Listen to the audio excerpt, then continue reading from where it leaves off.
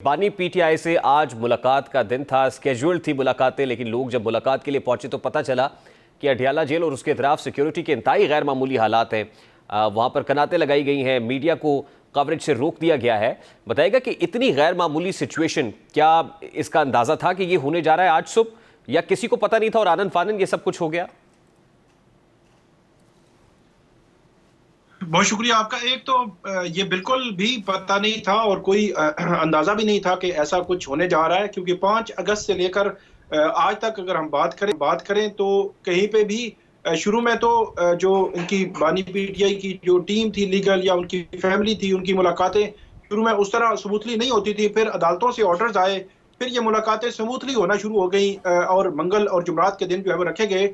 लेकिन कभी भी ऐसा नहीं हुआ कि एक स्ट्रिक्ट ऑर्डर आ जाए कि 14 रोज के लिए अब जो है वो मुलाकातों पर पाबंदी होगी, और सिर्फ वो एक जो है वो जो बानी पीटीआई है उन पर पाबंदी नहीं है, बल्कि जितने भी इसके अलावा भी जो वहां पे कैदी हैं, चौधरी परवेज लाई हैं, फवाद चौधरी हैं, या शाह महमूद कुरैशी है, या इसके अलावा जितने भी कैदी हैं अडियाला जेल के, तमाम पर पाबंदी आयद कर दी गई। लेकिन उसको इस तनाजुर में पोलिटिकल जो डेवलपमेंट्स हो रही हैं उस तनाजुर में बड़ा अहम जो है वो देखा जा रहा है। इसमें एक बड़ी खबर मैं आपको यहाँ पे दे दूं कि एक तो जो महकमा दाखिला पंजाब है उसने ये कहा है कि अगले 14 रोज के लिए जो इमरान खान साहब उन समेत किसी से भी मुलाकात की जो है पाबंदी होगी जेल में, और कोई विजिट नहीं कर सकेगा। तो इसी के साथ पंजाब हुकूमत ने और वफाकी हुकूमत ने इस्लामाबाद हाई कोर्ट में जो सिंगल बेंचेस के फैसले थे कि जिनमें इमरान जो उनकी पीटीआई की जो लीगल टीम थी, लीडरशिप थी, उनको मुलाकातों की इजाजत दे रही थी, सिंगल बेंचेस इजाजत दे रहे थे,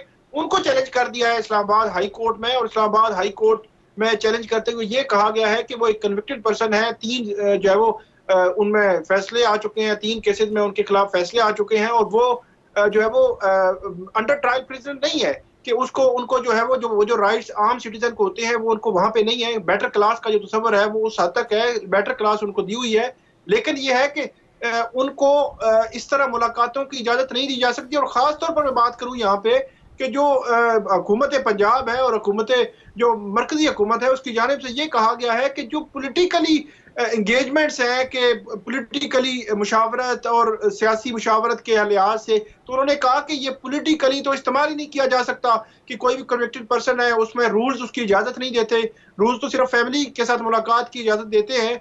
तो इस सारे तनाजुर को फिर IMF का जिक्र किया गया है, जो मरकजी हुकूमत की तरफ से कमिश्नर इस्लामाबाद कमिश्नर जो है उनकी जानिब से जो इंट्रा कोर्ट अपील दायर हुई है उसमें यह कहा गया है कि जो IMF को खत लिखा गया है वो जेल में बैठे बंदे ने लिखा है। तो उन्होंने कहा कि कितनी बड़ी वो एक स्टेप उन्होंने लिया है, और ये सारी चीजें उनके 1 बाय 1 जो है वो उनके अगेंस्ट डाली गई हैं, और उनका ये मौकफ है कि ये मुलाकातों पर पाबंदी, मुलाकातों की इजाजत देने के जो ऑर्डर्स हैं उनको कलअदम करार दिया जाए, और जेल रूल्स इस तरह जो है वो इजाजत नहीं देते। तो बज़ाहिर ऐसे लगता है कि ये सिनेरियो अब मामला आगे चलेगा। उसकी वजह यह है कि जो पीटीआई है वो उसकी KPK में भी उनकी हुकूमत है, मरकज में भी वो बैठे हुए हैं, पंजाब में भी वो मौजूद हैं, और बहुत सारी और भी चीजें चल रही हैं। तो मेरे ख्याल में उनमें एक चीज ऐड हो जाएगी कि इस तरह मतलब जो मैंडेट चोरी की बात हो रही थी, फिर मखसूस नशिस्तों वाला मामला है, अब ये जो है वो मुलाकातों वाला मामला, फिर सेनेट इलेक्शन है, क्योंकि सबसे बड़ी अहम बात यह है कि सेनेट इलेक्शन है। सेनेट इलेक्शन की वजह से ये मुलाकातें जो है वो कोशिश की जा रही थी। और इसमें एक और चीज मैं ऐड कर दूं कि कल जो 190 मिलियन पाउंड केस है उसकी समाअत होनी है अडियाला जेल में। अब कल की जो समाअत है वो बड़ी इंपॉर्टेंट अहम है उस लिहाज से, क्योंकि मुलाकातें आज नहीं हुई। अब कल देखना होगा कि क्या अदालत जो है वो इनके वकील जो है पीटीआई के उनको दाखिले की इजाजत देगी। अगर देगी तो फिर वो जो मुशावरत वैसे करना चाह रहे हैं मेरा ख्याल है इस तरह वो कर लेंगे।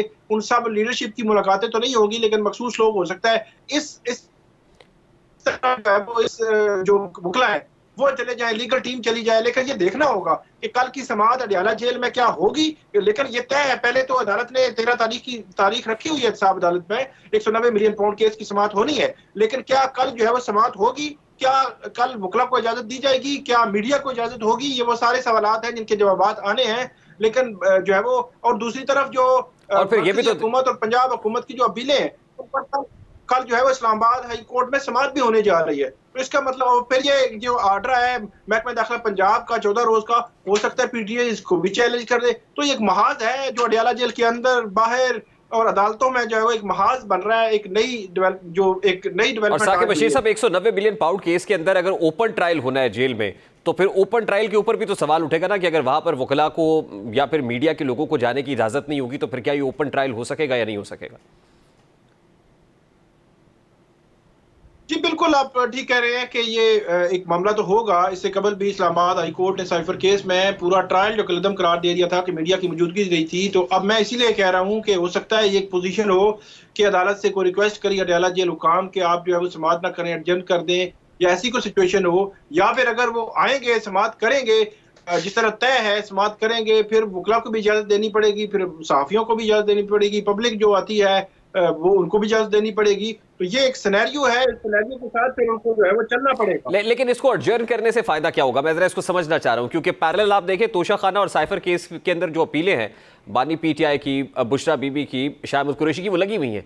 तो अगर वहां से कोई रिलीफ मिल जाता है और यहाँ 190 मिलियन पाउंड केस का फैसला नहीं होता है, तो इसका फायदा तो खुद बानी पीटीआई को होगा या बुशरा बीबी को होगा। तो फिर एडजर्न करने से क्या फायदा होगा? नहीं, वो तो बिल्कुल, अगर उनको साइफर केस में जो अपीलें लगी हुई हैं वहां से उनको रिलीफ मिल जाता है, और इसी तरह दूसरी तरफ आप ले लें कि जो तोशा खाना केस है उसमें भी मिल जाता है, और वो मिलना है, वो हर सूरत में मिलना है। हर 2, 3, 4 सूरतें जो भी हम मुमकिन बनाएं उसमें मिलना ही मिलना है। लेकिन अब कितना टाइम लगता है वो असल मैटर नहीं, तो करता है। फिर उसके लिए तो 190 मिलियन पाउंड केस का फैसला फौरी तौर पर देना चाहिए। अगर वहां से रिलीफ मिलेगा तो फिर यहाँ पर तो पूरी कोशिश होनी चाहिए दूसरे फरीक की कि यहाँ सजा हो जाए ताकि उनके बाहर आने का रास्ता रोका जा सके। जी बिल्कुल, वो हो सकती है, एक पॉसिबिलिटी हो सकती है। इद्दत वाला केस जो है उस पर भी अल्टीमेटली उनको जमानत मिल सकती है। लेकिन इस दौरान क्या 190 मिलियन पाउंड केस का फैसला आ जाएगा? मुझे ऐसे लगता नहीं है। लेकिन इससे कबल भी हम ये बात केसेस में ये कहते रहे हैं कि हमें जो है नहीं लगता कि इतने अरसे में जो है वो केसेस के फैसले आ जाएंगे। कि फिर जो है वो हमने देखा कि सुबह से शाम और शाम से सुबह तक जो है वो समातें शुरू हो गई अडयाला जेल में, और अचानक एक दिन पता चला कि एक केस की फैसला आ गया, फिर दूसरे दिन अचानक पता चला दूसरे केस का फैसला आ गया, और 2 रोज के बाद अचानक पता चला तीसरे केस का फैसला भी आ गया है।